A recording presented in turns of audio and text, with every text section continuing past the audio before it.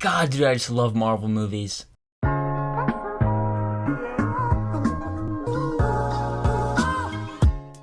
Black Panther: Wakanda Forever is the highly anticipated sequel to Black Panther, and this one once again stars Letitia Wright, Danai Gurira, Lupita Nyong'o, Angela Bassett, and Winston Duke. And it tells the story of the people of Wakanda fighting to protect their home from intervening world powers as they mourn the death of King T'Challa. Now, like most people, I was going into this movie very excited but a little nervous too. After the tragic passing of the late Chadwick Boseman, I, like most of you, was wondering, how is Marvel going to continue on with the mantle of Black Panther? What will they do next, and just what will they do to a follow-up to the original Black Panther movie? But I of course had faith in Ryan Coogler and the entire cast and crew with Wakanda Forever, and I came out of it very happy, as this is a fantastic sequel and also a great final entry in Phase 4. But before we get any further into this review, make sure to hit that like and subscribe button if you enjoy it, and comment down below what are your thoughts on Black Panther: Wakanda Forever. I would love to hear it. But let's keep talking about the movie. Now, I'm not gonna lie, the first act of this movie had me a little worried because I wasn't loving it so far. It didn't have me as intrigued or all that invested yet. I do think it has a bit of a rough start. It opens up right out of the gate with a very shocking sequence, for me at least. Shocking because I didn't even think this movie was really gonna touch on this specific scene that heavily. I'm trying to avoid getting into spoilers. And the first 10 or so minutes feels very heavy, as you would probably assume. And really just the entire movie feels very heavy for a multitude of reasons. But I can assure you, after the first act ended and we were getting into the second act, that's when I really started to get invested.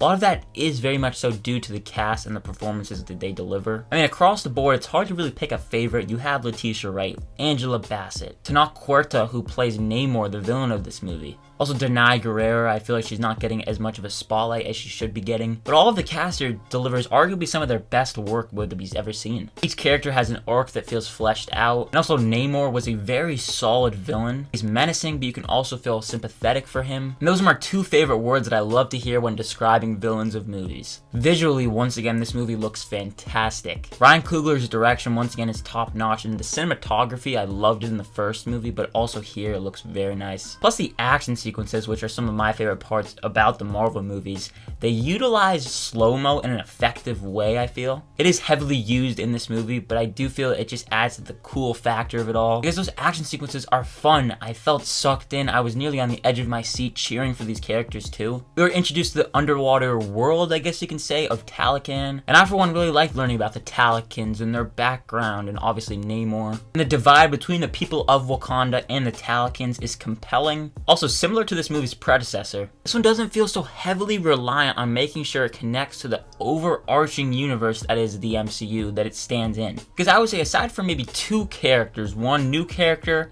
and another character, which I won't say. I will say one of the characters, it's not a spoiler, it's Ironheart. She's obviously getting set up for her future show. And this movie does a good job of setting the groundwork for her character. She was also a character that I did thoroughly enjoy. But between Ironheart and another character, those are the only two characters that really feel like they're getting set up for more stuff. Most of this movie just feels self-contained, which is a big standout because I think, like most of you, I do feel sometimes that the MCU can feel so connected at times. Also feeling the need to be connected to so many other movies. They can almost forget to tell a compelling story like this movie does. But I'm happy to say that Wakanda Forever, it stands on its own, and while it has a couple things that connect to the overarching MCU, it doesn't feel so heavily reliant on connecting to the overall universe, like I said. I think that is both due to Kevin Feige really giving Ryan Coogler, like, just telling him to run wild and just do whatever he wants and to tell a good story and just provide a good movie. Also, you have Kevin Feige and the entire cast and crew really wanting to focus in on grief and trauma and, of course, the tragic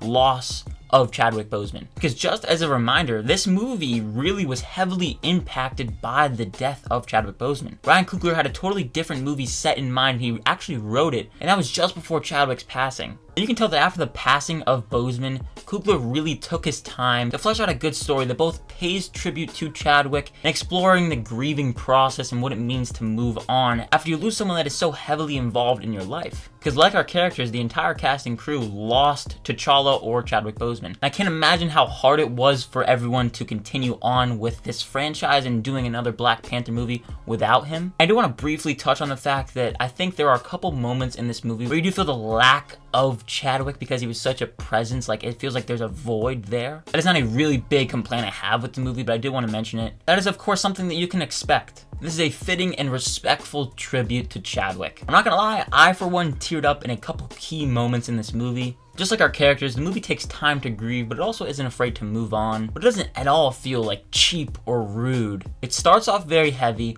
and then it ends very heavy. And obviously throughout the movie, there are some very sad moments. The movie as a whole does kind of feel like the grieving cycle of life. That's why I feel this movie just really transcended being just a comic book movie. And that is why I think these Marvel movies can be really special. Getting into a couple of my issues, like I mentioned, I didn't love the first act of the movie. That first act does feel messy, and also there are other key moments in this movie where they are just jumping around all over the place because it does feel very big. This is a big action blockbuster that spans over different time periods and different areas of the world. So it is understandable that it can feel messy, but also at 2 hours and 40 minutes, you can feel the runtime. The first act, of course, takes its time to get going, and then towards the third act, when you're just getting ready for the final battle, I guess, that's when I definitely felt the runtime as they were stretching it out a bit. But other than that, I don't have much to complain about this movie. Whether you're talking about the characters and the performances, or you're talking about the action sequences, and even the music, which is brilliant once again from Ludwig Göransson, but also is just a really touching tribute to Chadwick and the legacy they left behind. Be sure to stay tuned for the mid-credit scene. There was not an end credit scene. After that first scene, right in between the first half of the credits and the second half of the credits, that's the only end credits or post-credit scene that you're gonna get. But it is a very touching scene that doesn't feel forced, it just feels natural. As far as I'm concerned, Ryan Coogler does not miss. He is 4 for 4. It's not a perfect sequel by any means. Does it surpass its predecessor? No, but it doesn't need to. It's a worthy sequel and terrific follow-up to the original Black Panther. I'm gonna give Black Panther Wakanda Forever a B+.